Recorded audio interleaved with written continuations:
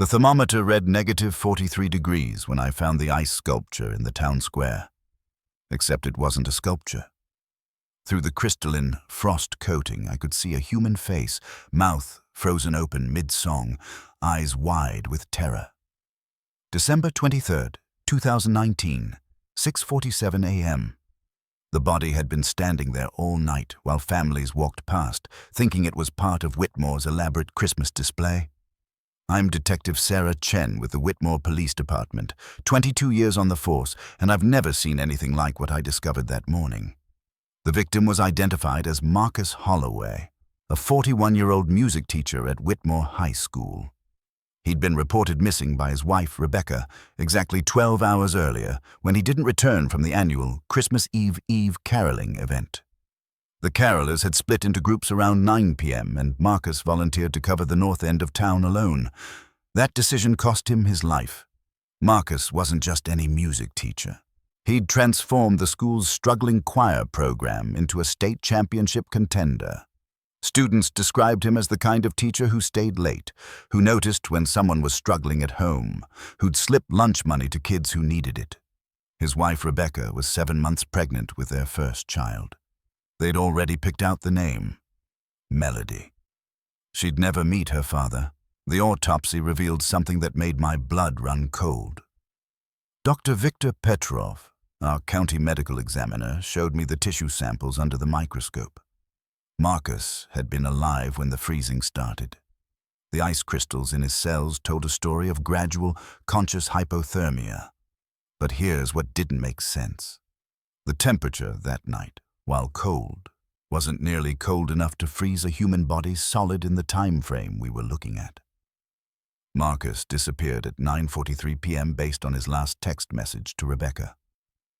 By 11 p.m., according to 3 separate witnesses, the ice sculpture was already in place in the town square. Freezing a human body solid in 77 minutes at -15 degrees? Impossible. Dr. Petrov ran the calculations 5 times. To achieve that level of freezing would require exposure to temperatures below -100 degrees, or immersion in liquid nitrogen. I started pulling security footage from every business around the square. The hardware store camera showed something that made me call in the state police. At 10:31 p.m., a white refrigerated truck backed into the square. 4 figures in thermal suits unloaded what appeared to be a display piece covered in tarps. They worked for exactly 8 minutes, then drove away. I ran the plates. The truck had been reported stolen from an industrial facility in Portland 3 days earlier. Arctic Provisions confirmed the theft, but couldn't explain why someone would steal a liquid nitrogen transport vehicle. I tracked down the security guard who'd been on duty that night at the industrial facility. His name was James Tomlinson, 63 years old, 30 years on the job. When I showed him Marcus's photo, his hands started shaking. He told me Marcus looked familiar, but he couldn't place from where. I pressed him. Finally, he admitted that 2 months earlier, Marcus had filed a complaint with the school board about the industrial facility's emissions. The plant was less than a quarter mile from Whitmore High School, and Marcus had documented strange chemical smells during band practice, students getting nosebleeds, respiratory issues in the choir. The complaint went nowhere. The plant was owned by North Star Chemical Corporation, the largest employer in Whitmore County. But Marcus hadn't stopped. I found his personal files when Rebecca gave me access to his home office.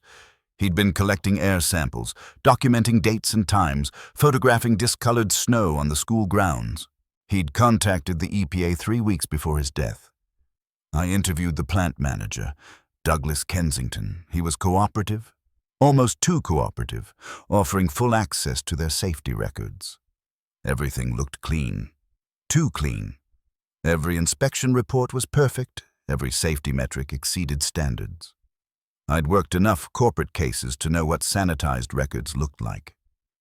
I started interviewing plant workers off-site, away from company property. A technician named Maria Santos agreed to meet me at a diner 2 towns over. She was terrified, kept looking over her shoulder. She told me the plant had been having incidents for the past year. Unauthorized chemical releases, always at night, always when the wind blew toward the school. The workers called it the purge, disposing of waste products through the ventilation system instead of proper hazardous waste channels. She had documents, flash drives with internal emails. Before she could hand them over, her phone rang. She looked at the screen, went pale, and ran out of the diner. I never saw her again. The next morning, Maria Santos was reported missing by her family. The official story was that she'd driven to visit relatives in California. Her car was found at the bus station. Security footage showed her boarding a Greyhound alone, no signs of distress. Case closed, except I'd seen her face when that phone call came through. That wasn't someone planning a spontaneous trip. I pushed harder on the North Star investigation. December 28, 2019, I was called into Chief Raymond Blackwood's office. He told me to drop the case. The evidence pointed to random violence, probably someone Marcus encountered during caroling. Case would go cold, but we had limited resources. I showed him what I'd found about the industrial emissions, about Maria's disappearance. He cut me off. The conversation was over. I didn't drop it. I filed requests with the EPA, started building a federal case. January 15th, 20. I was suspended pending an internal investigation into irregularities in my evidence handling. The irregularities were fabricated. Evidence logs I'd supposedly falsified, chain of custody documents with forged signatures. My handwriting somehow, but I'd never signed those forms. 3 weeks later, I was terminated. Rebecca Holloway gave birth to Melody on February 3rd, 2020. I visited them in the hospital. Rebecca was going through Marcus's final effects and found a safety deposit box key she hadn't known about. Inside was a video camera with footage from the night he died.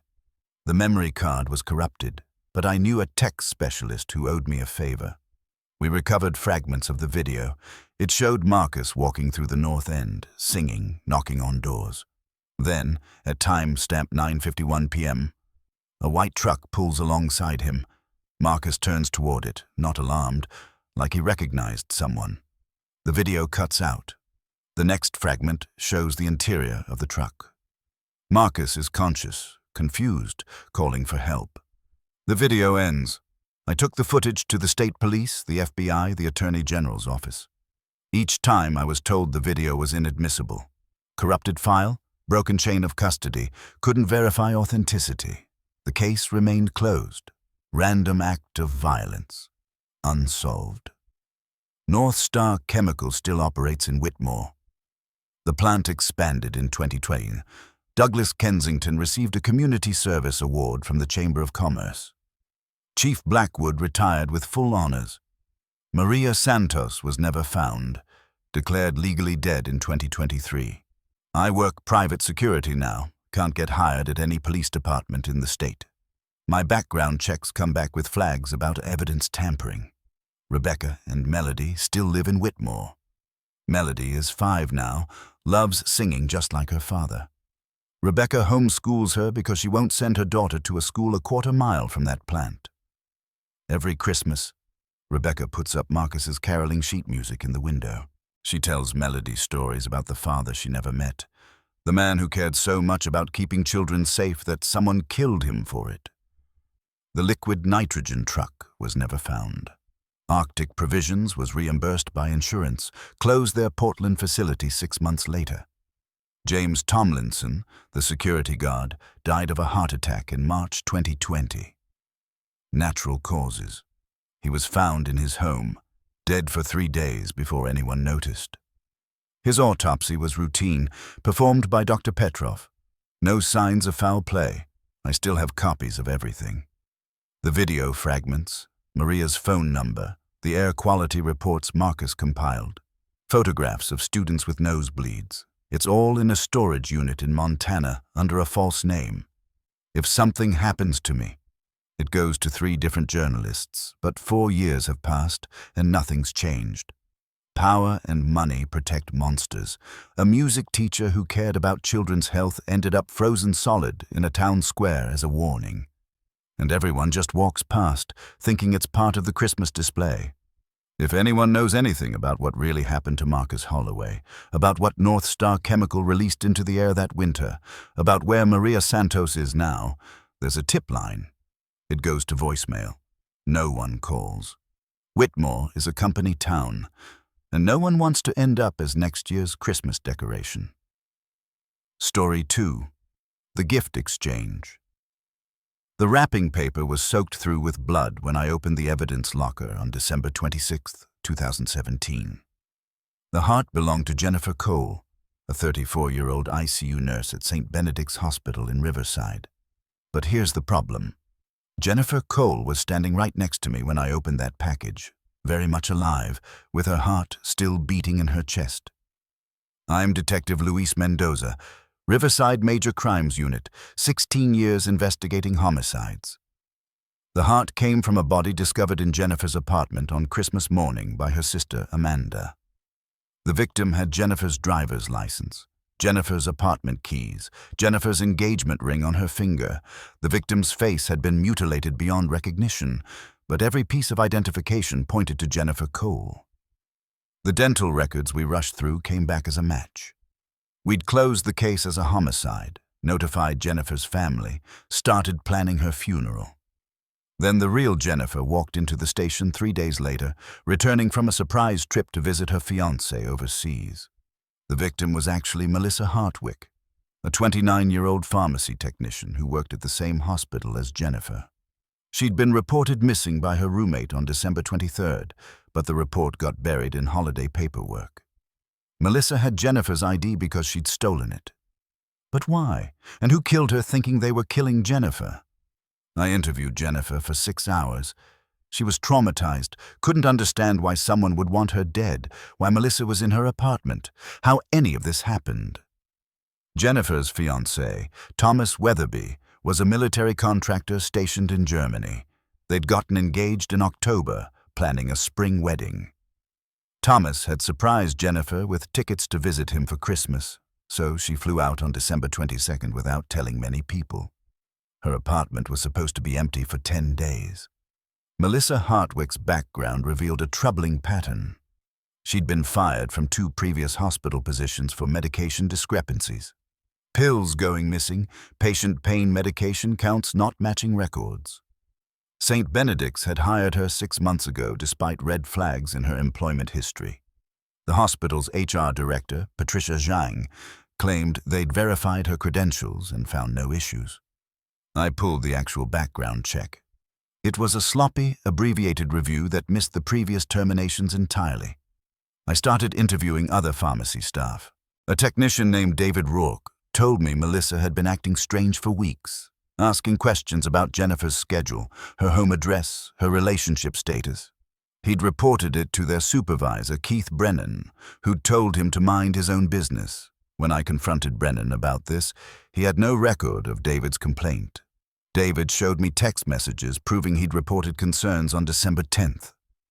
Brennan's story changed. He'd forgotten. It seemed minor. He'd been planning to follow up after the holidays. The autopsy on Melissa revealed she'd been drugged before death. Specifically, she had lethal levels of fentanyl in her system, the same medication that had been going missing from the hospital pharmacy. Dr. Elena Volkov, our forensic pathologist, determined Melissa had been unconscious when the killer removed her heart. The extraction was surgical, precise, done by someone with medical knowledge. The incision pattern matched thoracic surgery techniques. I obtained Melissa's phone records. In the weeks before her death, she'd been in contact with a number registered to a burner phone purchased with cash at a convenience store in Portland. The store's security footage from the purchase date showed a man in his 50s, baseball cap, paid cash, no clear facial features. The burner phone's location data showed it had been near St. Benedict's Hospital multiple times in December, including in the parking garage the night Melissa disappeared. Jennifer's apartment building had security cameras. I reviewed every frame from December the 20th through Christmas Day. On December 23rd at 11:34 p.m., Melissa entered the building using a key. She was alone, carrying a small suitcase. The next footage showing anyone entering or leaving was December 24th at 2:16 a.m. A figure in dark clothing, face covered, medical mask, rolled out a large equipment case, the kind used to transport medical supplies. The case was big enough to hold a body. I traced the equipment case. It belonged to St. Benedict's surgical unit, reported missing from inventory on December 27th, 3 days after it appeared on the security footage. Someone had falsified the inventory logs to delay the missing equipment report. The surgical unit manager, Dr. Harrison Webb, insisted the logs were accurate as of December the 24th. But the nurse who actually maintained inventory, Angela Reeves, told me privately that Dr. Webb had ordered her to backdate the missing equipment report. She had the original documentation showing the case went missing on December 23rd. Dr. Harrison Webb, 54 years old, chief of cardiothoracic surgery at St. Benedict's for 12 years, impeccable reputation, published researcher, trained at Johns Hopkins. I started digging into his background. His wife, Caroline, had filed for divorce in September 2017, citing adultery. The divorce papers specifically named Jennifer Cole as the other woman. Jennifer vehemently denied any relationship with Dr. Webb. She said he'd asked her on dates multiple times. She'd refused every time. He'd become increasingly aggressive and possessive. She'd reported him to HR in August. The HR complaint was missing. Patricia Zhang claimed no such report existed in their system, but Jennifer had kept copies. Email timestamps showed she'd submitted a formal sexual harassment complaint on August 14, 2017, detailing unwanted advances, inappropriate comments during work hours, and an incident where Dr. Webb cornered her in a supply closet. The complaint included witness statements from 2 other nurses who'd observed his behavior. I interviewed Dr. Webb. He denied everything, denied pursuing Jennifer, denied any conflict with her, denied knowledge of Melissa Hartwick beyond her role in the pharmacy. His alibi for December the 23rd, 24th was that he'd been home alone, his now ex-wife having moved out months earlier. No one could verify his whereabouts. When I asked about his surgical case being used to transport a body, he claimed equipment theft was common, could have been anyone. The burner phone records showed calls to St. Benedict's main line and specifically to extensions in the pharmacy. One call went to Melissa Hartwick's work phone on December 18th, lasting 14 minutes. I obtained the hospital's internal phone system records. That extension showed no incoming call on that date. The records had been altered. The IT administrator, Rajesh Patel, confirmed someone with a high-level administrative access had deleted call logs on December the 27th. Only 3 people had that access level: the CEO, the IT director, and Dr. Harrison Webb, who needed administrative access for his research database management. I brought evidence to the district attorney. We had motive, obsession with Jennifer, anger at rejection, divorce mentioning her by name. We had means, surgical skill to remove a heart, access to medications, access to equipment. We had opportunity. No alibi. His equipment at the crime scene. We had digital evidence, deleted phone logs showing contact with the victim. The DA said it was circumstantial, wouldn't pursue charges without something definitive. Then Angela Reeves, the surgical nurse who'd told me about the backdated inventory logs, was killed in a hit-and-run on January 8, 2018. The driver was never found. Angela had left work at 11 p.m., was struck 3 blocks from the hospital. Security footage from nearby buildings was somehow corrupted. The one camera that should have captured the vehicle's plates had been spray-painted over earlier that day. I was warned to back off. My captain, Richard Torres, called me into his office on January the 12th. He told me Dr. Webb's attorney had filed a harassment complaint against me and the department. The hospital's board of directors had contacted the mayor's office, claiming I was conducting a vendetta against their chief of surgery without evidence. I was reassigned to cold cases, removed from the Jennifer Cole investigation. Detective Frank Garrison took over. He closed the case in 3 weeks, concluding Melissa Hartwick had been killed by an unknown assailant, possibly related to a drug theft activities. Wrong place, wrong time. Dr. Harrison Webb continued working at St. Benedict's until his retirement in 2022. The hospital gave him a lavish farewell ceremony, established a scholarship in his name. Jennifer Cole quit nursing, moved to another state, changed her name. She couldn't walk into a hospital without panic attacks. Thomas Weatherby broke off their engagement 4 months after the incident. He couldn't handle the trauma, the media attention, the constant fear. I retired from Riverside PD in 2021. On my last day, I received an anonymous package at my home. Inside was a flash drive containing the original, unaltered phone logs from St. Benedict's Hospital. The logs showed 73 calls between Dr. Webb's administrative line and Melissa Hartwick's pharmacy extension between November and December 2017. The logs also contained text messages recovered from the hospital's backup server. Messages where they planned to stage Jennifer's death, make it look like a robbery.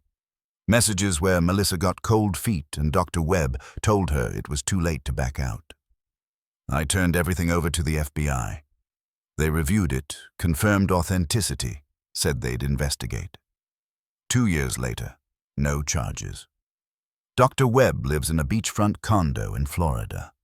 Melissa Hartwick's family never got answers about why she was really killed. They still think she died because of her drug problems.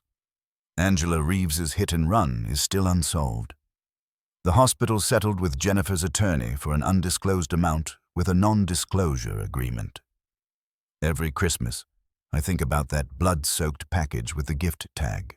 A man so obsessed that when he couldn't have her, he tried to destroy her. And when that failed, he destroyed everyone who could prove what he'd done. And the institution that employed him protected him every step of the way because reputation and money matter more than justice. If anyone worked at St. Benedict's Hospital between 2017 and 2018 and knows anything about Dr. Harrison Webb's relationship with Melissa Hartwick, about deleted records, about pressure to falsify documentation, there's still time to speak up. But I'm not holding my breath. 4 people are dead, and the man responsible retired with honors. Story 3. The shopping mall. Santa. The blood trail led from Santa's workshop to the maintenance tunnels beneath Pinewood Mall, and I knew we were looking at something far worse than the missing children report suggested. December 19th, 2016, 3:47 a.m. I'm Detective Rachel Morrison, heading up the task force investigating the disappearance of 4 children from the Pinewood Mall Christmas display over a 2-week period. The children ranged from ages 6 to 9. They'd vanished during regular mall hours from crowded spaces with no witnesses, no security footage, no trace. The first child was Emma Johansson, 8 years old, disappeared December 5th while her mother browsed in a store 20 feet away. Emma had been standing in line to see Santa, excited about asking for a puppy. Her mother, Catherine, glanced away for maybe 30 seconds to check a price tag. When she turned back, Emma was gone. Security locked down the mall within 6 minutes. Every exit had guards, every store was searched, every vehicle in the parking lot was checked. Emma Johansson had vanished. The second child, Tyler Washington, 7 years old, disappeared. December 9th. He'd just finished his photo with Santa, was walking back to his father Gregory, when someone called his name. Tyler turned towards Santa's workshop display. His father followed his gaze, but saw nothing unusual. Tyler took 3 steps toward the workshop's candy cane entrance and disappeared into the crowd. Gregory pushed through after him, screaming Tyler's name. The boy was gone. Again, immediate lockdown, extensive search. Nothing. Child 3. Lily Nakamura, 6 years old, December 13th. She was holding her grandmother's hand in line for Santa. The grandmother, Keiko, felt Lily's hand slip from hers. She turned immediately. Lily had taken maybe 2 steps away, was reaching towards something. Keiko grabbed for her and caught only air. Lily walked behind a display column and never emerged on the other side. Security footage showed Lily's approach to the column, but not what happened next. The camera angle was partially blocked by a conveniently placed decoration that hadn't been there the day before. Child 4, Marcus Chen, 9 years old. December 17th. Marcus was old enough to know about Santa, but young enough to humor his little sister by waiting in line with her. He was texting his mom about when she'd pick them up. Security footage showed Marcus looking up from his phone, staring at something off camera near the workshop entrance. He handed his phone to his sister, said something that looked like, "I'll be right back," and walked toward the workshop. He rounded the corner toward the employee access door. Never seen again. 4 children, same location, same general circumstances. The mall management was panicking. The police commissioner was getting pressure from the mayor to solve this before the media created mass hysteria. Every parent in the city was terrified. I had 50 detectives assigned to this case, FBI consulted, child abduction specialists flown in from Quantico. We interviewed every mall employee, every vendor, every customer who'd been present during any of the disappearances. The mall's Santa was a man named Gerald Fitzpatrick, 67 years old, retired accountant, had been playing Santa at Pinewood Mall every December for 15 years. His background check was clean. No criminal record, no concerning history, beloved by the community. Parents requested him specifically because he was so good with children. Gerald was devastated by the disappearances, cooperated fully with every interview, voluntarily submitted to searches of his home and vehicle. Nothing. But I had a feeling about the workshop display itself. Pinewood Mall's Santa setup was elaborate. A full Christmas village with the workshop centerpiece, animated elves, toy displays, photo stations. The workshop structure was large enough to walk through, with winding paths past various toy-making scenes. Children loved exploring it while waiting for their turn with Santa. I went through the workshop display with forensic teams on December 18th, after the 4th disappearance. The structure was built by a contractor named Davidson & Sons Holiday Displays. They'd installed it on November the 20th, same as every year for the past decade. The construction was standard: plywood, PVC pipes, commercial decorations. We searched every inch. At 2:30 a.m. on December 19th, one of my forensic techs, Julie Armstrong, noticed something odd about the floor in the back section of the workshop. The carpeting showed slight wear marks in a pattern that suggested movement, like a door opening and closing repeatedly. We pulled up the carpeting. Beneath was a maintenance access hatch that led to the mall's service tunnels. These tunnels were used by maintenance staff, delivery personnel, and contractors. They ran beneath the entire mall complex, connecting to various access points. The hatch was supposed to be locked and alarmed. It wasn't. The lock had been disabled sometime in November after the workshop was installed. The alarm had been professionally bypassed. Whoever did this knew security systems. I entered the tunnels with a tactical team at 3:15 a.m. The blood trail started 40 feet from the workshop access hatch. Small drops, child-sized footprints in the dust, drag marks. We followed it through the tunnel system. The tunnels were a maze. Multiple branches, storage rooms, electrical closets, pipes, and conduits everywhere. We breached the door at 3:47 a.m. Inside was a nightmare. The room had been converted into a holding cell. 4 sleeping bags, children's clothes, empty food containers, a bucket for waste. Signs of recent occupation. The children's belongings were arranged on a shelf: Emma's hair bow, Tyler's Spider-Man backpack, Lily's stuffed rabbit, Marcus's phone. But no children. The room was empty. We found another door at the back, leading to a different tunnel section that connected to the mall's loading dock area. Fresh footprints in the dust suggested multiple people had exited recently, possibly within hours of our arrival. Someone had known we were coming. I reviewed every piece of security footage from the loading dock. December 18th, 11:47 p.m., a white panel van with Davidson and Sons holiday displays, printed on the side pulled up to the loading dock. 3 figures in worker uniforms loaded large equipment boxes into the van. The boxes were big enough to hold children. The van left at 12:03 a.m. I checked with Davidson and Sons. They had no service calls scheduled for that night. The van's license plate was registered to a vehicle that had been totaled in an accident 3 months earlier. 71 years old, founded the company in 1984, Asa, Michael, and Stephen. I interviewed them all. Robert Sr. was genuinely shocked and cooperative. Robert Jr. and Michael seemed equally disturbed and helpful. Stephen Davidson was nervous, evasive, couldn't meet my eyes. When I asked about his whereabouts on the nights of the disappearances, he provided alibis that didn't check out. I obtained warrants for Stephen Davidson's home, vehicle, and financial records. His house was clean, too clean, recently scrubbed, smelling of bleach. His financial records showed large cash withdrawals. In November, totaling $37,000. When questioned about the money, Stephen claimed it was for legitimate business expenses but couldn't produce receipts or documentation. His phone records showed burner phone contacts, encrypted messaging apps, communications with overseas numbers. Stephen's laptop, forensically examined, revealed deleted files recovered by our tech team.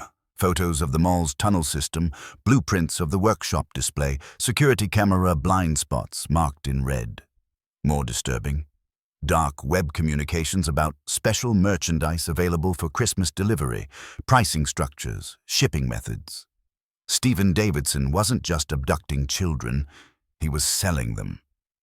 We arrested Stephen Davidson on December 20th, 2016. He lawyered up immediately, refused to speak without immunity. His attorney, Martin Sinclair, negotiated for 2 days before Stephen agreed to tell us where the children were in exchange for a reduced sentence. Stephen claimed he'd delivered the children to a client who'd paid him $80,000. The client's identity was protected by anonymous cryptocurrency transactions. Stephen said he'd handed the children over at a rest stop off Interstate 84, loaded them into a black SUV with tinted windows, never saw the driver's face. He couldn't or wouldn't provide more details. The FBI traced Stephen's cryptocurrency transactions. The trail led through multiple tumblers and exchanges, ultimately disappearing into a network used by international trafficking operations. The black SUV was never identified. Hundreds of similar vehicles passed through that rest stop area every day. We had no leads on where the children had been taken. December 23, 2016, Stephen Davidson's attorney filed motions to suppress evidence, claiming illegal search and seizure. The warrants were solid, but Martin Sinclair found a technicality. I'd obtained the financial records warrant 3 hours before official approval due to a clerical delay in the judge's office. Everything from that warrant was thrown out. Without the financial records, we couldn't prove Stephen had received payment for the children. The dark web communications were circumstantial without the money trail. The case fell apart. Stephen Davidson was released on bail December 29, 2016.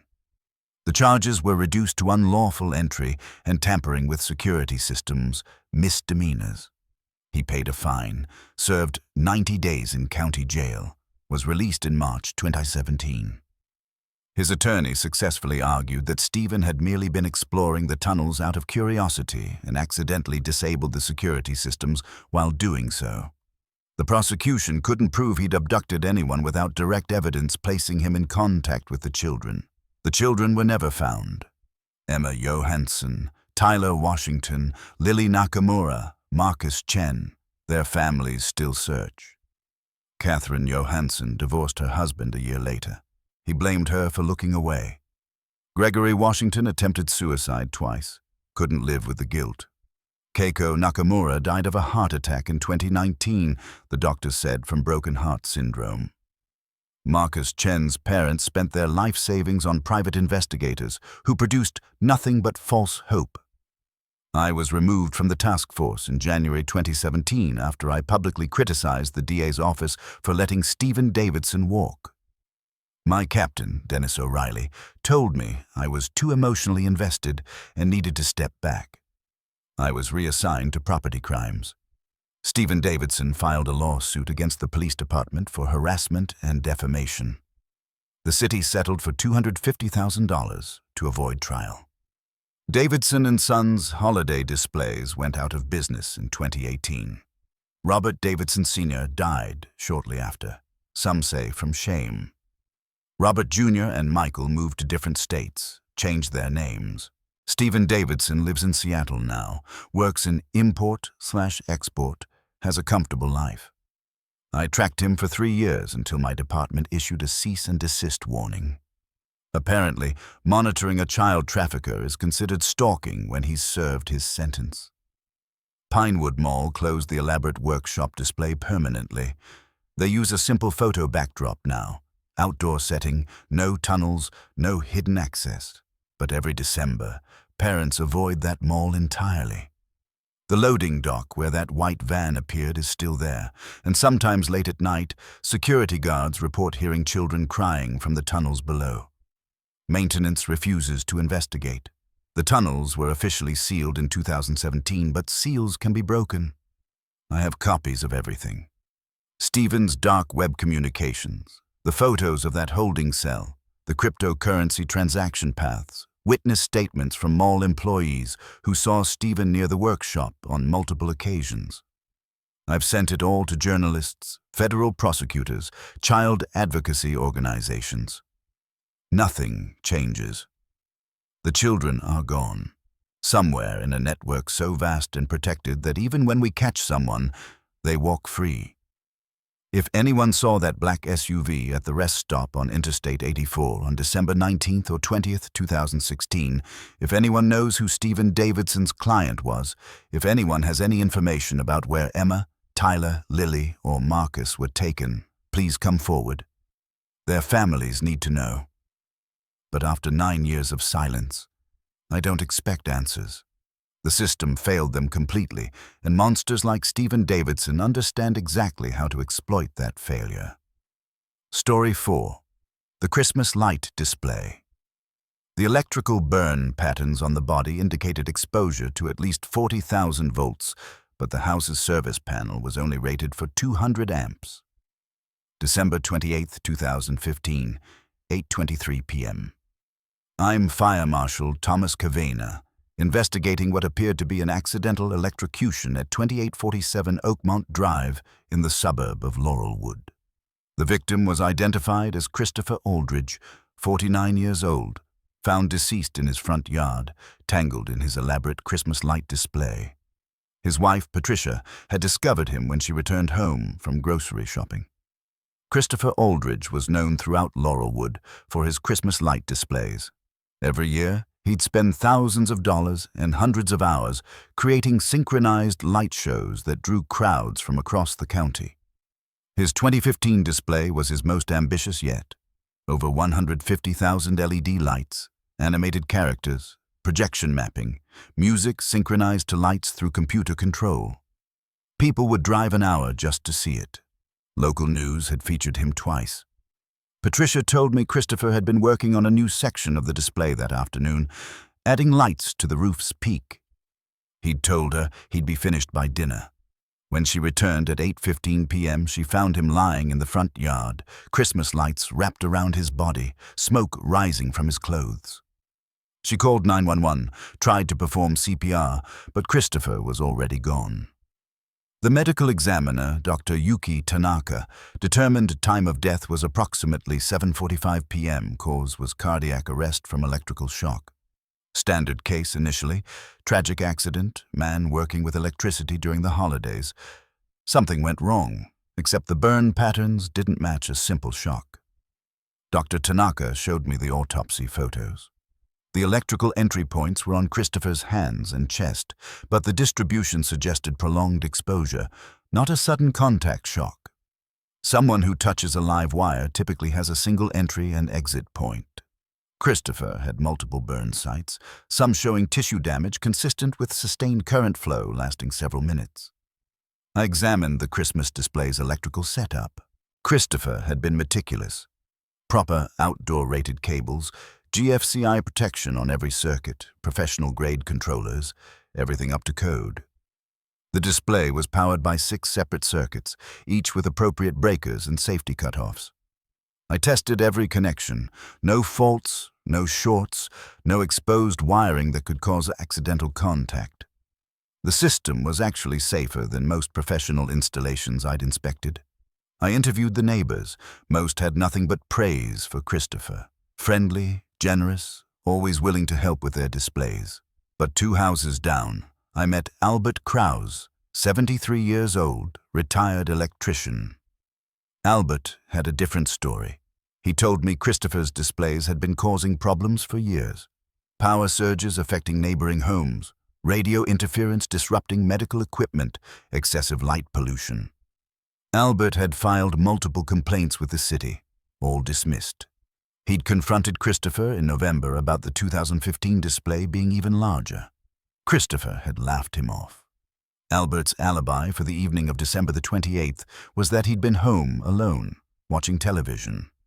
His wife, Dorothy, had been at their daughter's house. No one could verify his whereabouts between 6 p.m. and 9 p.m. I noted this but didn't see an obvious connection. Electrical accidents happen, even to careful people. Then Christopher's business partner, William Tremont, contacted me. Christopher and William owned a software development company together, specializing in automation systems. William told me Christopher had been worried about something in the weeks before his death. He'd mentioned receiving threatening messages through the company's website, someone angry about the Christmas display. Christopher had brushed it off as trolls, hadn't reported it to police.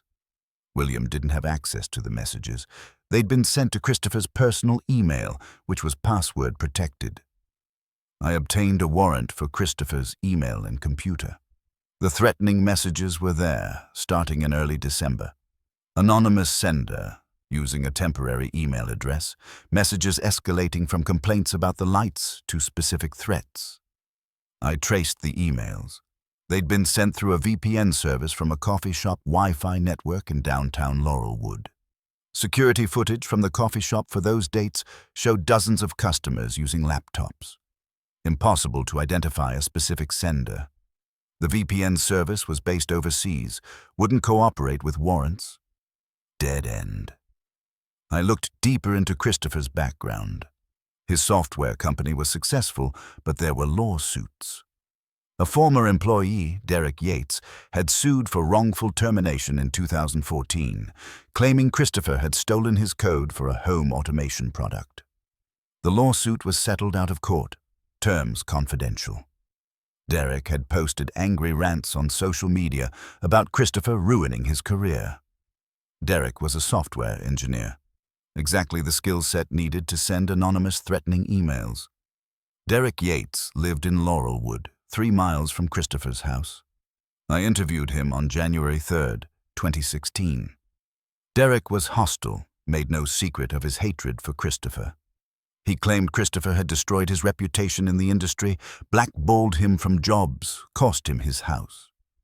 When I asked about his whereabouts on December 28th, Derek said he'd been home working on freelance projects. No alibi, no witnesses. I asked Derek if he'd sent threatening emails to Christopher. He laughed, said he'd thought about it but wasn't stupid enough to leave evidence. I asked if he knew anything about electrical systems. Derek said his father had been an electrician. He'd grown up around it, knew enough to be dangerous. My instincts were screaming that Derek was involved, but I had no evidence connecting him to Christopher's death beyond motive and opportunity. The case was closed as accidental death on January 7th, 2016. The police department saw no evidence of foul play.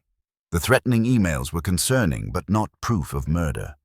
The electrical burns, while unusual, were within the range of possible accident scenarios. Patricia Aldridge received life insurance payout, eventually sold the house and moved away. The Christmas light display was dismantled. I couldn't let it go. I kept digging into Derek Yates's background. In February 2016, I discovered Derek had purchased electrical equipment from an industrial supplier in November 2015. Specifically, he'd bought a high-voltage transformer capable of outputting 40,000 volts.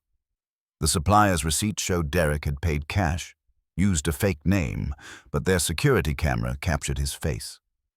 When I confronted Derek with this evidence, his attorney shut down the conversation immediately. I took my findings to the district attorney. They said it was insufficient for charges. Buying electrical equipment wasn't illegal, and I couldn't prove Derek had been at Christopher's house on December 28th. I needed something definitive. I started surveillance on Derek, watching his movements, documenting his activities. March 2016, I followed Derek to a storage unit facility. I watched him move boxes from the unit to his car. After he left, I approached the storage facility manager, asked about Derek's rental. The manager couldn't give me access without a warrant. I obtained a warrant for Derek's storage unit on April 2nd, 2016. Inside, I found the high-voltage transformer, along with cables, connectors, and handwritten notes describing electrical system vulnerabilities. More damning. A journal where Derek had documented his surveillance of Christopher's house, noting times when Patricia was away, mapping the layout of the Christmas display, calculating power loads and circuit capacities. The journal's final entry was dated December 28th. Tonight, 7:30 p.m., she'll be shopping. I arrested Derek Yates on April 3rd, 2016, charging him with first-degree murder. Derek's attorney, Michelle Hartley, immediately filed motions challenging the storage unit warrant. She argued I'd obtained the warrant based on illegal surveillance of her client. I'd been following Derek without authorization, and the evidence from that surveillance couldn't be used to establish probable cause. The judge agreed. The storage unit evidence was suppressed. Without the journal and equipment, I had no case.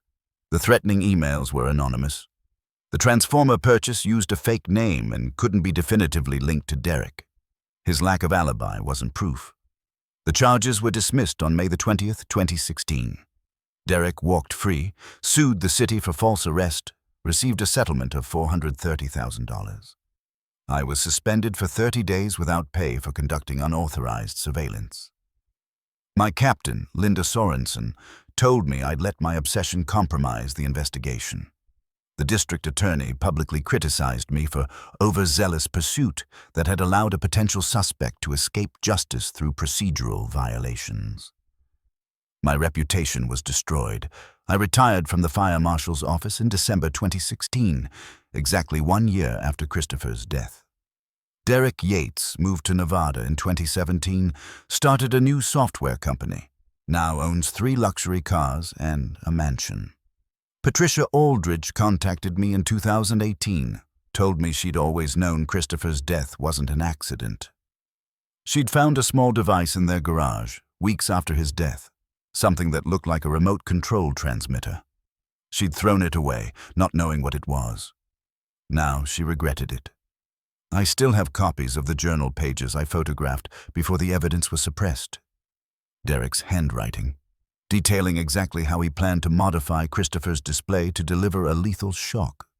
How he'd bypass the GFCI protection, reroute the current through the external lights, create a situation that looked accidental. The journal showed premeditation, calculation, intent to kill, but legally, those copies don't exist, were obtained through illegal surveillance, inadmissible in any court.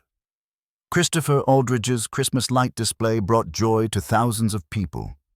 Derek Yates took that away because of a business dispute and wounded pride. And because I made procedural mistakes in my investigation, Derek gets to live free while Christopher's family has no justice.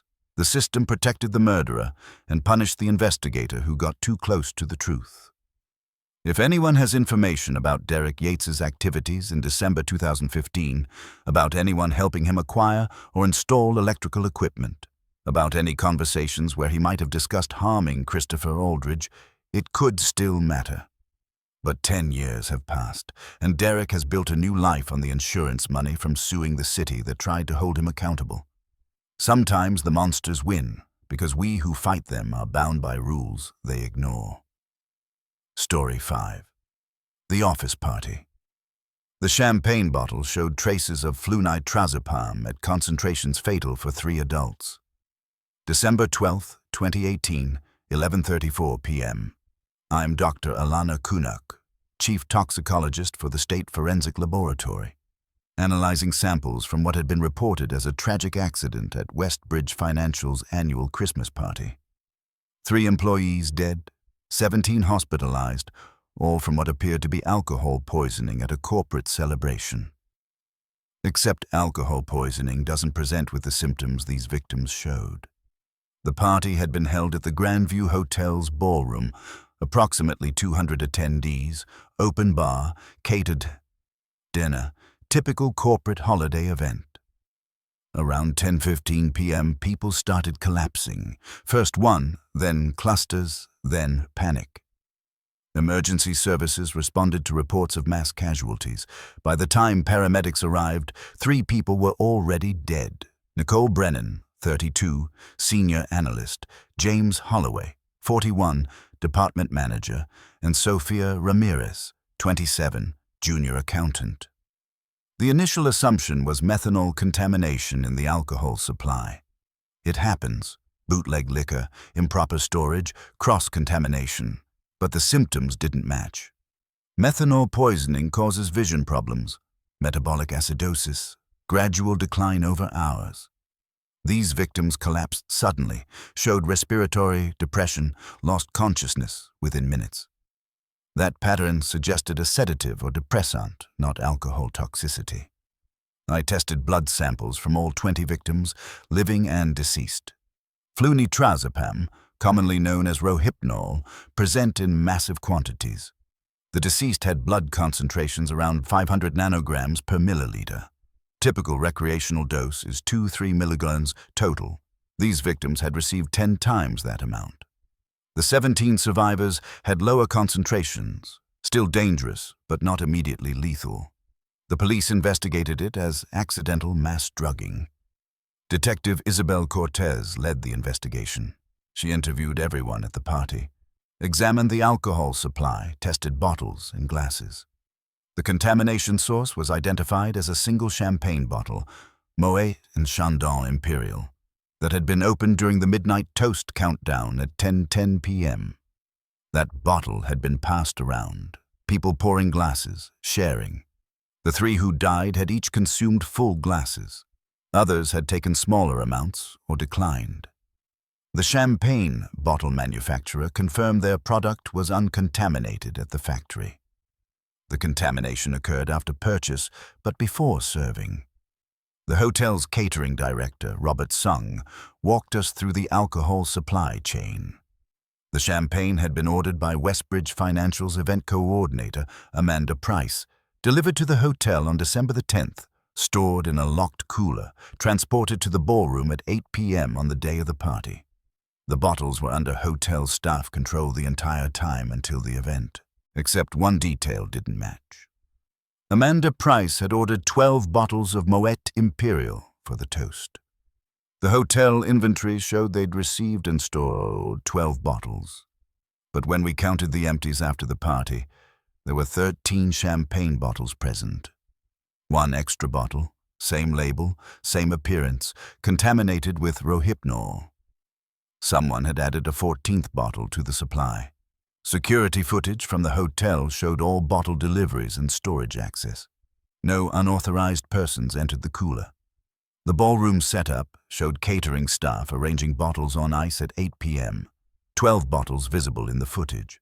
Then at 9:47 p.m., a gap in footage coverage, the security camera in the ballroom malfunctioned for 8 minutes. When it came back online at 9:55 p.m., the bottles were still on ice, impossible to count precisely because of the angle and ice coverage. The contaminated bottle had been added during that 8-minute window. Security camera malfunctions don't happen randomly.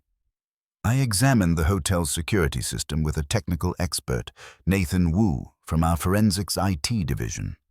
The malfunction was deliberate. Someone with system access had disabled that specific camera remotely, using administrator credentials. The hotel's security manager, Paul Richardson, provided logs showing the access came from a computer terminal in the hotel's business center. Guest access terminal, no registration required, no cameras in the business center. Whoever did this knew the hotel's security blind spots. Detective Cortez focused on motive. Who would want to kill Nicole Brennan, James Holloway, and Sofia Ramirez? Were they targeted specifically, or was this random mass murder? We interviewed Westbridge Financial employees, looked for connections. All 3 victims worked in the company's audit division. They'd recently completed an internal investigation into financial irregularities, missing funds, falsified reports, suspicious transactions totaling over $2 million. The audit report hadn't been finalized or submitted to executives yet. Nicole, James, and Sophia were the lead investigators, working with a team of 5 others who were building the case.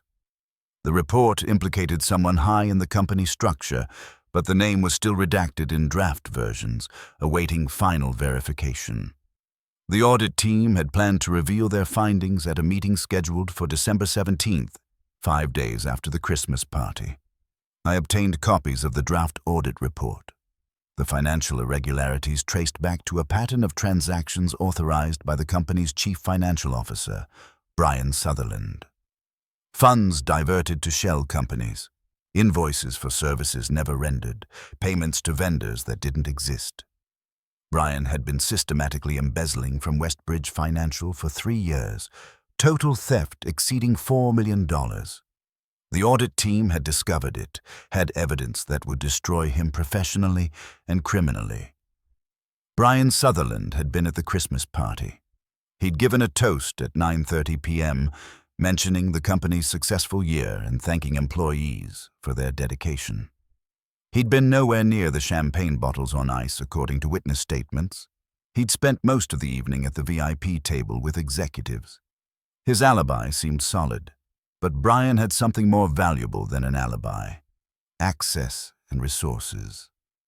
I worked with Nathan Wu to trace the security system access. The administrator credentials used to disable the camera had been issued to the hotel's IT contractor, a company called TechSecure Solutions. TechSecure maintained security systems for multiple hotels in the region. I interviewed their technician who'd worked at the Grandview Hotel, a man named Ethan Cole. Ethan confirmed his credentials could access the system, but swore he'd never shared them and hadn't been at the hotel on December 12th. Nathan analyzed the login more carefully. The access had come from the business center terminal, but the login timing and keystroke patterns didn't match Ethan Cole's typical behavior. Someone else had used stolen credentials.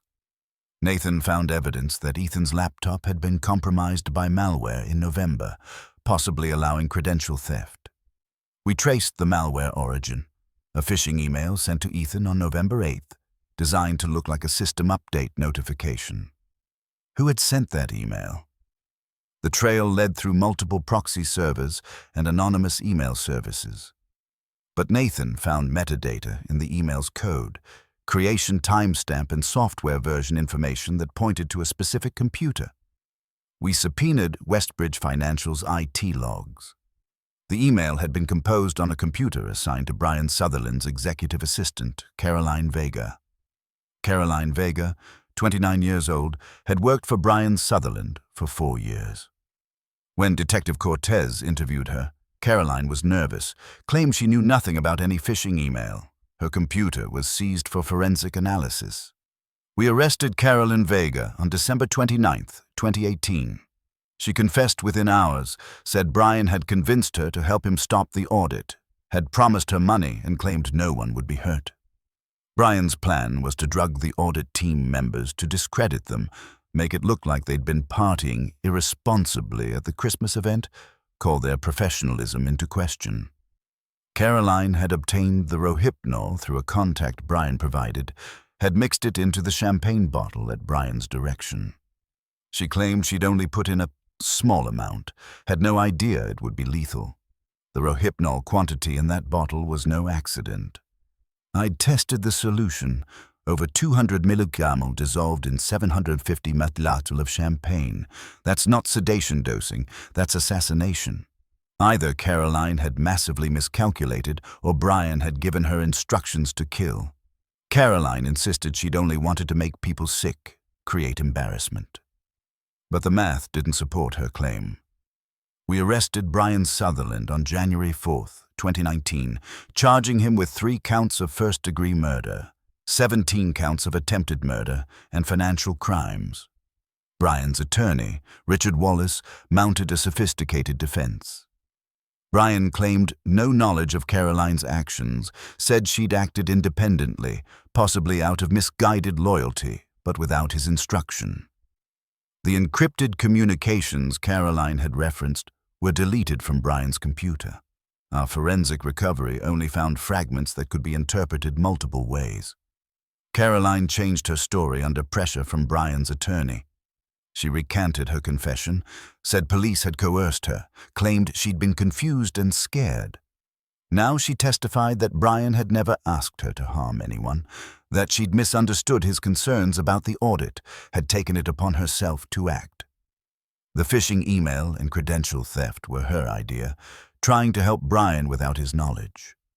The trial lasted 4 months. The prosecution presented the financial evidence. Brian's embezzlement was clear and undeniable. But the connection between the embezzlement and the murders became murkier. Caroline's testimony painted her as an obsessed assistant acting alone. Brian's defense argued he was a thief, yes, but not a murderer. The jury convicted him on the financial crimes, but deadlocked on the murder charges. Mistrial on the murder counts. The district attorney declined to retry the murder charges. Too expensive, too uncertain after the first trial's outcome. Brian Sutherland was sentenced to 12 years for embezzlement and fraud. He's eligible for parole in 2025. Caroline Vega was convicted of 3 counts of manslaughter and assault, sentenced to 30 years. She'll be eligible for parole in 2033. The families of Nicole Brennan, James Holloway, and Sofia Ramirez received civil judgments against both defendants. But Brian had hidden most of his stolen money in offshore accounts that were never recovered. I testified at that trial for 6 days. I explained the toxicology, the fatal concentrations, the impossibility of accidental dosing at those levels. I showed calculations proving someone intended to kill, but without Caroline's original confession implicating Brian directly, and with her recantation muddying the waters, the jury couldn't convict him of murder. Sometimes scientific evidence isn't enough when witnesses lie. Westbridge Financial survived the scandal, rebranded as Summit Advisory Group in 2020. The company settled with the victims' families for undisclosed amounts with non-disclosure agreements. The audit division was restructured. The investigation into Brian's embezzlement was buried in corporate reorganization. The employees who might have known details were laid off or transferred. I kept all the toxicology reports, the analysis of that champagne bottle, the calculations showing premeditated murder. I've published papers on the case in forensic journals, using it as an example of mass poisoning investigations. But papers don't bring justice. 3 people died because they were doing their jobs, uncovering theft. Their killer served 6 years and walks free soon, living off hidden money while their families struggle. If anyone worked at Westbridge Financial between 2010 and 2018 and knows details about Brian Sutherland's financial crimes, about conversations between Brian and Caroline Vega, about other employees who might have been involved, it could still matter for civil cases. But corporate cover-ups are thorough, and most people value their careers over truth. The champagne bottle that killed 3 dedicated employees sits in an evidence locker, case closed. Justice incomplete. Story 6. The Charity Drive. The donation box contained $47,000 in cash and a severed human finger wearing a child's ring. December 20th, 2014, 7:15 a.m. I'm social worker Christina Berg with Child Protective Services, called to investigate what appeared to be evidence of abuse discovered during a church Christmas charity drive. The Church of the Sacred Heart had been collecting donations for needy families, and volunteer Marie Laurent had made the gruesome discovery when sorting through donations in the church basement.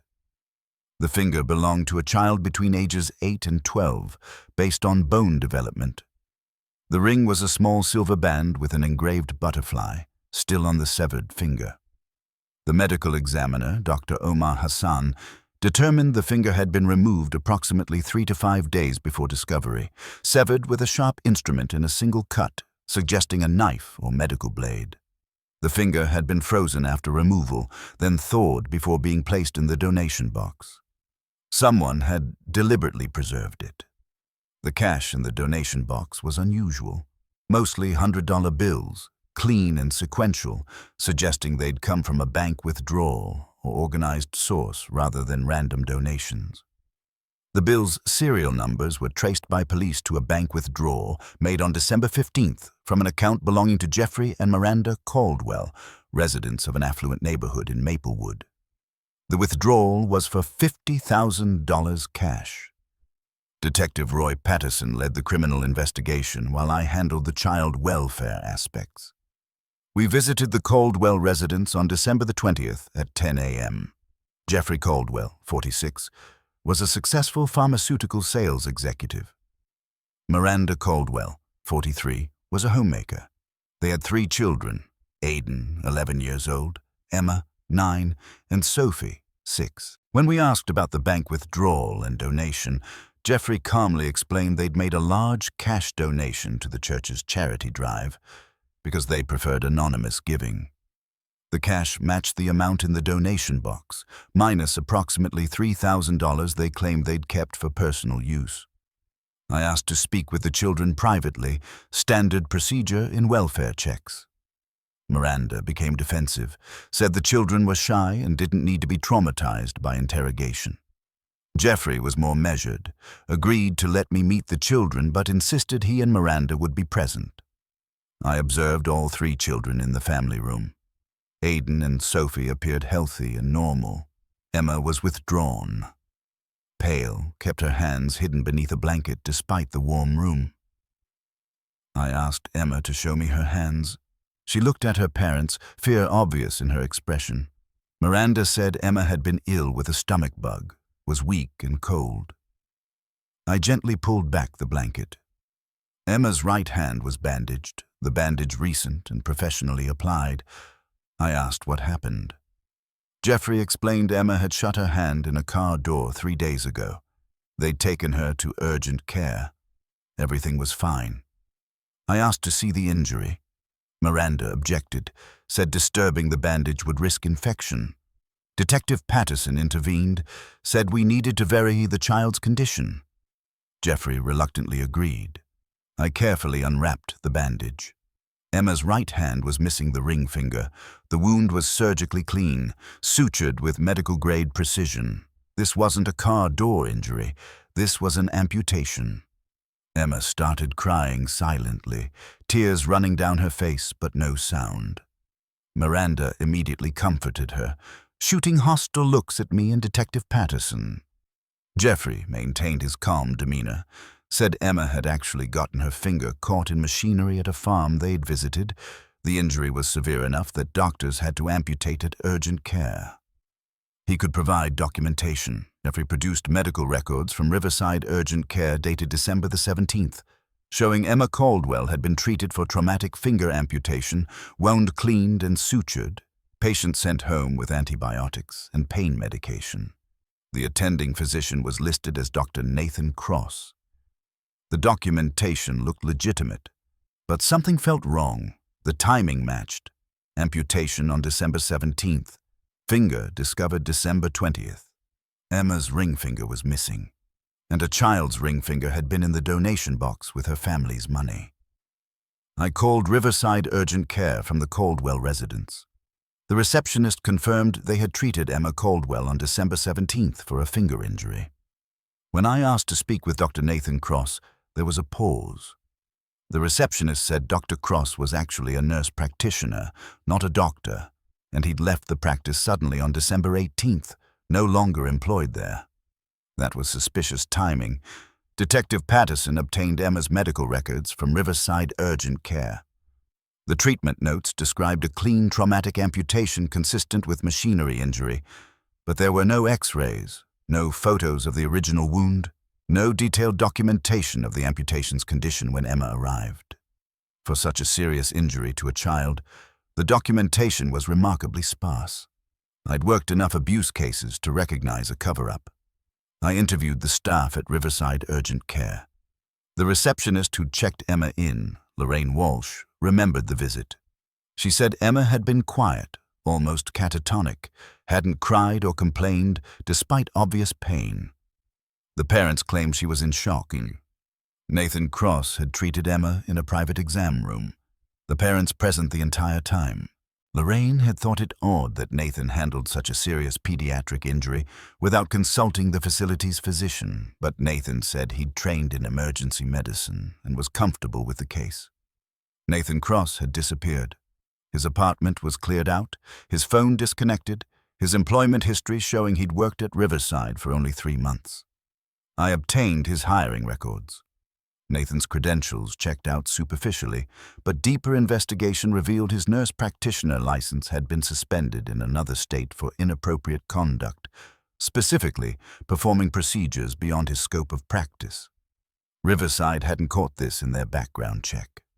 I filed emergency protective custody papers, removing all 3 Caldwell children from the home on December the 21st while we investigated. Emma was taken to Children's Hospital for a thorough medical examination. The pediatric surgeon, Dr. Allison Reed, examined Emma's amputation. Her assessment was chilling. The finger had been removed surgically, deliberately, using proper surgical technique.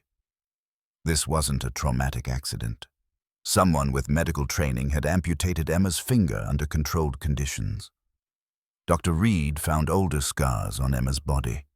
Small circular burns on her back and thighs, consistent with cigarette burns. Linear scars on her arms, suggesting cutting. Signs of healed fractures in her left wrist and 2 ribs, never properly treated. Emma had been abused systematically for years, and the finger amputation was an escalation. When Dr. Reed asked Emma what had happened, the girl said, "I was bad. Mommy said I needed to learn. Daddy said it was for my own good."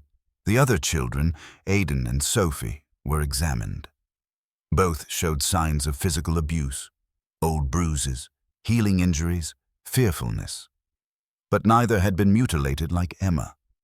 When interviewed separately by trained forensic specialists, Aiden revealed that Emma was the problem child, the one who got in trouble most. The December 17th amputation had been punishment for Emma stealing cookies from the kitchen.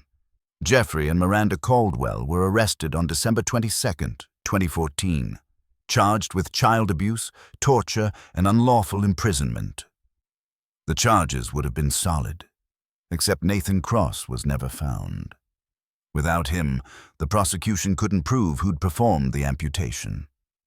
Jeffrey and Miranda claimed Nathan had acted independently, that they'd discovered Emma's injury after Nathan had already removed the finger in a misguided attempt to help with what he believed was necessary discipline. The medical records from Riverside Urgent Care became the center of legal battles. The defense argued the records showed Emma had received appropriate medical care after an unfortunate disciplinary incident, and while their methods were harsh, they'd sought medical attention responsibly. The prosecution argued the records were falsified, part of a conspiracy to hide deliberate mutilation. Without Nathan Cross to testify, the truth was ambiguous. The trial began in March 2015. Emma testified, describing years of abuse, the amputation being performed on the kitchen table while she was held down, Nathan Cross cutting off her finger while her parents watched. Her testimony was heartbreaking and compelling, but the defense brought expert witnesses who questioned Emma's reliability. She was traumatized, possibly confusing memories, influenced by social workers' questions. Children's testimony is always vulnerable to these attacks. Aiden and Sophie corroborated some of Emma's account, but contradicted other details. They hadn't witnessed the actual amputation, had only heard Emma crying from another room. The physical evidence, burns, old fractures, showed abuse. But the specific charge of torture through amputation couldn't be proven beyond reasonable doubt without Nathan Cross. The jury convicted Jeffrey and Miranda Caldwell on multiple counts of child abuse and negligence. But the torture charges, the most serious, carrying life sentences, were dropped by the judge due to insufficient evidence directly linking the parents to the amputation decision. Jeffrey was sentenced to 12 years, Miranda to 10 years. They were both released in 2023 after serving 8 years with good behavior. The 3 children were placed in foster care. Emma struggled with severe PTSD, required years of therapy, never fully recovered psychologically. Aidan aged out of the foster system and cut contact with all family members.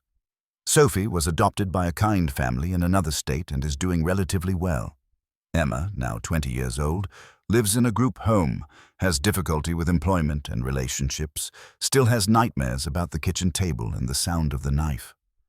I left Child Protective Services in 2016.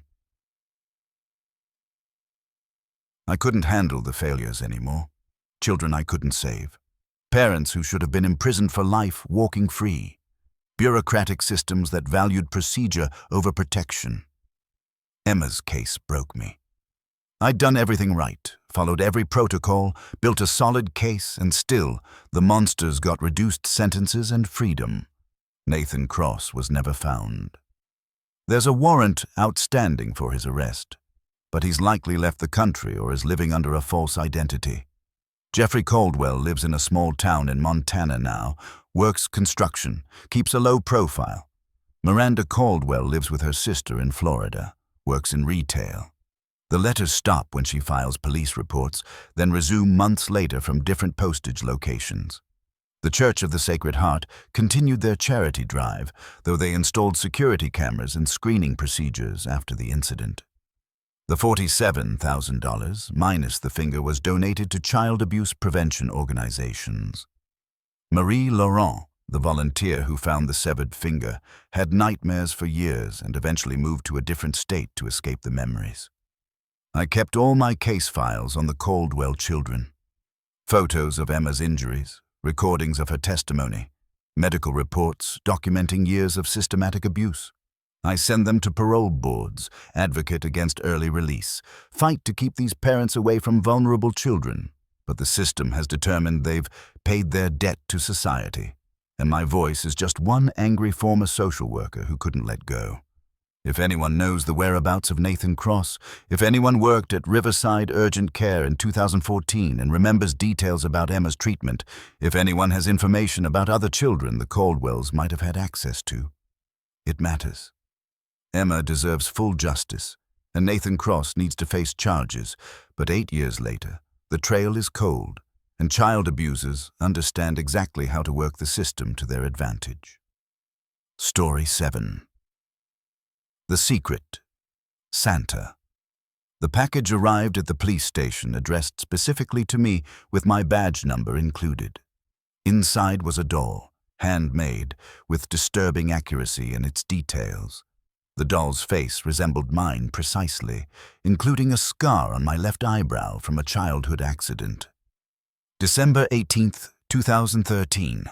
I'm Detective Eric Larson, Homicide Division, and I'd never heard of Claire Morrison or Pine Haven Psychiatric Hospital before that package arrived. The doll triggered immediate concern. Threatening packages to law enforcement are taken seriously. Our threat assessment team examined it, found no explosive materials or biological hazards, just the disturbing doll and the hospital bracelet. I contacted Pine Haven Psychiatric Hospital, a private facility about 60 miles outside our jurisdiction. The administrator, Dr. Wallace Benedict, confirmed they'd had a patient named Claire Morrison in Ward 7, but she'd been discharged 3 weeks ago on November the 27th. He couldn't provide details without a warrant due to patient privacy laws. I obtained a warrant for Claire Morrison's psychiatric records. What I found was deeply troubling. Claire was diagnosed with paranoid schizophrenia and delusional disorder. She'd spent 2.5 years at Pine Haven undergoing treatment. Her medical records showed periods of stability followed by violent outbursts. She'd attacked staff members twice, once with a cafeteria tray, once by throwing a chair. She'd created elaborate conspiracy theories involving law enforcement, government agencies, and unnamed individuals she believed were monitoring her. My name appeared in her delusions starting in August 2013, 5 months before the doll arrived. I'd never met Claire Morrison. I had no connection to her case, hadn't been involved in her commitment, had never investigated any crime involving her. But in Claire's delusional framework, I was central to her persecution. The hospital's psychiatrist, Dr. Leonard Shaw, had documented Claire's increasing obsession with me, including drawings she'd made of a man she identified as me, scenarios she'd written describing my supposed crimes against her. The truly alarming part was that Claire had been discharged as stabilized on November the 27th, 2013. Dr. Shaw's discharge notes indicated Claire had responded well to medication adjustments, had not shown delusions or violent behavior for 6 weeks, had expressed remorse for past actions, and demonstrated understanding of her condition. She'd been released to a supervised group home with mandatory outpatient treatment and medication compliance monitoring. I contacted the group home, Harmony House, where Claire had been placed. The director, Sharon Kowalski, told me Claire had stayed there exactly 3 days before leaving on November the 30th, saying she was visiting family for the weekend. Claire never returned. Sharon had filed a missing persons report on December 3rd, but it was low priority. Claire was an adult, no immediate danger indicators, technically voluntary in her group home placement. I located Claire's family. Her elderly parents, George and Helen Morrison, lived in a rural area 2 counties away. They hadn't seen Claire since her commitment in 2011. When I showed them the doll, Helen started crying. She recognized Claire's crafting style. Claire had been skilled at doll making before her illness, had sold handmade dolls at craft fairs. I issued a bolo for Claire Morrison, upgraded her missing person case to urgent status given the threatening package. We searched the group homeroom Claire had occupied. She'd left behind most of her belongings, but we found a notebook hidden under her mattress. The notebook contained pages of writings about me, my daily routines, my home address, my vehicle description, my family members' names. Claire had been conducting surveillance on me somehow, despite being in a group home 60 miles away. The surveillance details were too accurate for random delusions. Claire knew I stopped at a specific coffee shop every morning, knew I drove a blue Ford Explorer, knew my wife's name was Ingrid and my daughter's name was Kara. She documented my movements with dates and times from the past 3 weeks since her discharge. This wasn't fantasy. Claire had been physically watching me. I increased security for my family immediately.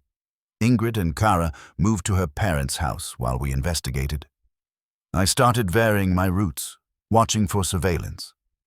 On December 20th, I spotted Claire outside my usual coffee shop, sitting in a parked car, watching the entrance. When she saw me notice her, she drove away calmly.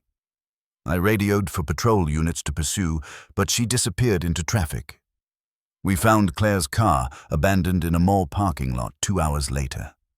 Inside were more disturbing items, photographs of me and my family, taken from various locations with a telephoto lens, detailed maps of my neighborhood with my house, circled in red. And another doll, this one resembling my daughter Kara, wearing a red dress identical to one Kara owned. The threat was explicit. I coordinated with FBI given the stalking across state and county lines. We analyzed Claire's patterns, tried to predict where she'd go next. Her credit cards hadn't been used since December 18th. No ATM withdrawals, no phone activity. Claire had gone completely off-grid. We checked motels, homeless shelters, known associates. Nothing. December 24th arrived. My family stayed at a secure location. I worked with a protective detail, full tactical team prepared to respond to any threat. Evening came. Nothing happened. Midnight passed. Christmas morning arrived quiet. I began to think Claire's reckoning was more delusion than actual plan. Then on December 26th, we found Claire. She'd broken into Pine Haven Psychiatric Hospital and barricaded herself in Ward 7, the unit where she'd been held. Hospital security had discovered her at 3 a.m., called police. When officers arrived, Claire was in her former room, surrounded by dozens of dolls, all resembling me, all mutilated in various ways. She'd also written on the walls in red paint, "The Watcher becomes the watched." Negotiators spent 6 hours talking to Claire. She was incoherent, alternating between calm conversation and violent threats. She wanted me to know the fear of being monitored, having your life documented, your privacy violated. In her fractured mind, she'd been showing me empathy. Claire was taken into custody, returned to Pine Haven under maximum security commitment. I testified at her competency hearing. The court found her not competent to stand trial due to mental illness, ordered indefinite hospitalization. Dr. Shaw was questioned about how Claire had been released despite her documented obsession with me.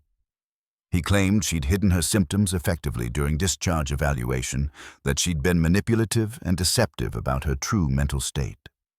An investigation into Pine Haven's discharge procedures revealed systemic failures.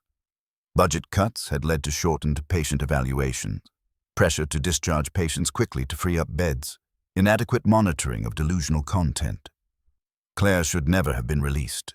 At least 4 other patients had been prematurely discharged with similar inadequate evaluation. One of those patients had assaulted someone 2 weeks after release.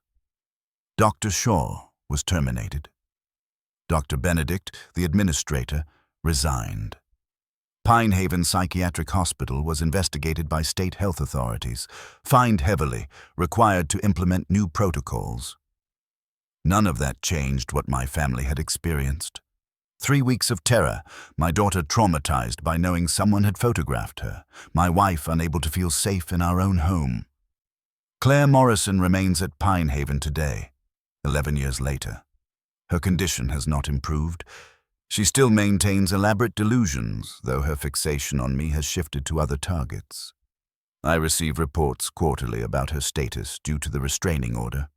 She's attempted escape twice, been involved in multiple violent incidents with staff. The medication regimen that supposedly stabilized her before discharge in 2013 was clearly inadequate. I left Homicide Division in 2015, transferred to internal investigations, couldn't handle the fieldwork anymore. The constant awareness that someone might be watching, the vulnerability of having my family targeted because of my job, it broke something in my sense of security. Ingrid and I divorced in 2017. She couldn't get past the fear, couldn't forgive me for bringing danger into our lives, even though I'd done nothing wrong. Kara, my daughter, is 23 now. She struggles with anxiety, has difficulty trusting people, sees therapists regularly. She was 11 when Claire Morrison photographed her, created a doll wearing her dress, marked a calendar with base threats about Christmas Eve. That kind of fear doesn't fade easily, especially for a child. The dolls Claire made are stored in evidence. I've kept the first one, the one resembling me with pins through the chest, as a reminder that monsters aren't always criminals we hunt. Sometimes they're victims of their own broken minds, dangerous despite not being evil. Claire didn't choose to be schizophrenic, didn't choose to develop paranoid delusions. But her illness still caused real harm, real trauma, real fear. The systemic failure was Pine Haven's. Budget constraints, inadequate staffing, pressure to discharge patients without proper evaluation. The healthcare system treats mental illness as a cost problem rather than a public safety concern. When Claire was released prematurely, she became dangerous not because she was evil, but because she was sick and unsupervised. The hospital prioritized bed availability over patient stability, and my family paid the price. If anyone worked at Pine Haven Psychiatric Hospital in 2013 and witnessed questionable discharge decisions, if anyone knows of other patients released prematurely who became dangerous, if anyone has information about how Claire Morrison conducted her surveillance while supposedly supervised at the group home, it could help prevent similar failures. But psychiatric facilities operate with limited oversight, and whistleblowers risk their careers to speak up about dangerous cost-cutting. Christmas packages are supposed to bring joy. The package Claire sent me brought fear that lasted years and destroyed my family's peace. She's locked away now, but the damage is permanent. Sometimes the scariest monsters are the ones who don't mean to be monsters at all, just people whose minds have broken in ways that make them dangerous despite their intentions.